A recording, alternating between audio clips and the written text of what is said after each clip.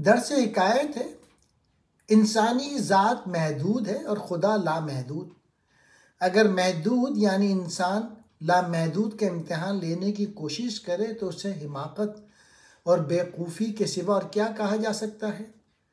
खुदा की हकीकत इंसानी अक़ल से बहुत बुलंद है, इतनी बुलंद कि उसे बयान भी नहीं किया जा सकता। कयास का तराजू।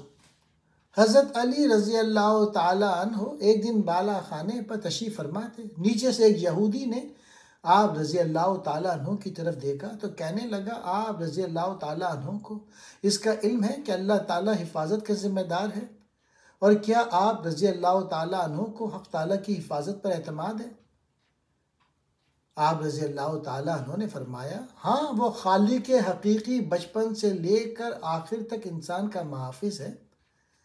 यहूदी ने कहा, अगर आप रज़ी अल्लाह ताला अन्हु को वाकई इस बात का यकीन है तो आप अपने आप को बलाखाने से नीचे गिरा दें ताकि मुझे भी मालूम हो जाए कि खुदा आपकी कैसे हिफाजत करता है, फिर मैं भी आपका हम अकीदा हो जाऊंगा। हज़रत अली ने इरशाद फरमाया, कब बंदे को यह हक़ पहुँचता है कि वह खुदा की आजमाइश और इम्तिहान की जुर्रत करे। ए अहमक नालायक, बंदे की क्या हिम्मत कि वो हक़ ताला का इम्तिहान ले।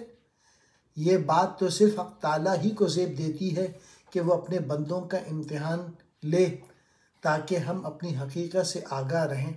अगर पहाड़ के दामन में एक ज़र्रा पहाड़ की बुलंदी को देख कर कहे कि अच्छा मैं तुझे वज़न करूँगा कि तू किस कदर तूल व अर्ज़ और वज़न वाला है, तो इस बेखौफ ज़र्रे को सोचना चाहिए कि जब अपनी तराजू पर पहाड़ को रखेगा तो उसकी तराजू ही फट जाएगी। उस वक्त ना ये ज़र्रा बाकी रहेगा ना उसका तराजू सलामत रहेगा। तो वज़न का ख्याल सिर्फ अहमकाना हो। मौलाना नसीहत फरमाते हैं, अगर इस किस्म के इम्तिहान का वसवसा भी आए तो इसको अपनी बदबख्ती और हलाकत की अलामत समझो। फ़ौरन सजदे में गिर जाओ और गिरया ज़ारी में मशगूल हो के खुदा से पनाह मांगो कि ए रब्बे गफ़ूर रहीम, मुझे ऐसे फासिद गुमान और ख़याल से खलासी, रिहाई और माफ़ी अता फरमा।